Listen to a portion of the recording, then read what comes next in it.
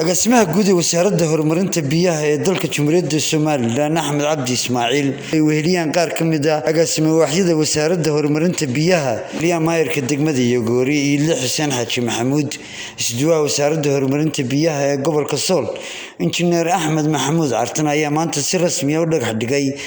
barkad biyo deegaanka Guumeys barakacayaasha ku yaala ee wasaaradda horumarinta biyo ugu tala gashay dadka deegaankaasi inay ka cabaan ugu horreynba waxa ka hadlay maayirka degmada Yogoori mudane Xuseen Xaaji Maxamuud madaxa heer tuulaha deegaanka barakacayaasha Guumeys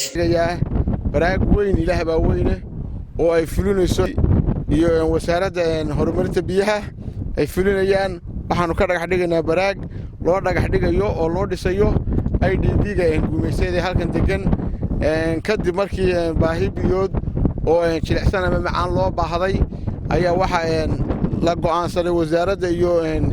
NRC waxay go'aansadeen inay halkan uga dhisaan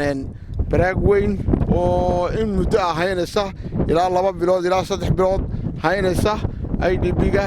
waanu mahadcelinaynaa wasaaradda horumarinta biyaha waxaan leenahay shukran markii koowaad noo timaado ma ahayn Amur Foundation buu markii hore ahaa agaasimuhu raashin iyo buu noo keeni jiray waxa jirta xitaa dad uu raro halkan ka raray oo curyaama oo laascaanood geeyay hay'adda Amur Foundation oo ay ilaa iyo hadda guriyo u kareysado ay af hayso ayaa jira to kale waa la mid waa idinka mahadcelinaa boqolkiiba boqol agaasimaha guud iyo gobolka tiimkoo dhan saxaafadda oo idinka mahadcelin isduwaa wasaaradda horumarinta biyaha ee gobolka Sool Axmed Maxamuud Cartan ayaa isaguna halkaas ka hadlay biyaha ee saaka maanta ku jooga gobolka Sool waftiga ballaaran ee aad hogaaminayso soo waddaga gobolka Sool qaybaha ugu dambeeya halkani nasiib wanaag waxay u yeelatay magaalada IDB-gani in aad biyo u dhagax dhigtid barkad weyn oo ay hirgelinayso badina agaasimaha guud ay weheliyaan qaar ka mid agaasimo waaxyada wasaaradda horumarinta biyaha ayaa isagu halkaas ka hadlay asal u tahay in biyo soo kordhino gudoomiye deegaanka ceel buu lahaa ceelkii waa ka qaraanaaday marka barkada waxaynu gudoomiye ku soo ahaa in maadaama dadkii dad barakacayaal ay yihiin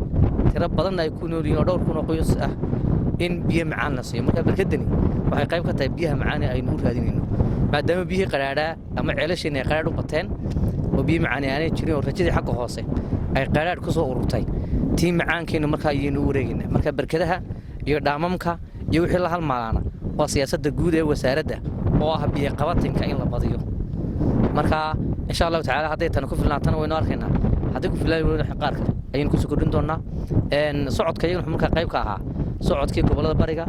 imkana Sool baynu joognaa waxaan noo dhimanaa waxa weeyaan qaybo ka mid marka Sool inaan si dhameystirno oo ah waxa weeyaan u korgalka xaaladda biyaha gobolka Sool iyo baahiyaha jira inaan qaadano kormeerkan oo ku marayo agaasimaha guud deegaanada ka tirsan gobolada bariga Jamhuuriyadda Soomaaliland ayay ka mid tahay si dadka deegaanada kala duwan ee gobolka Sool ay u heli lahaayeen biyo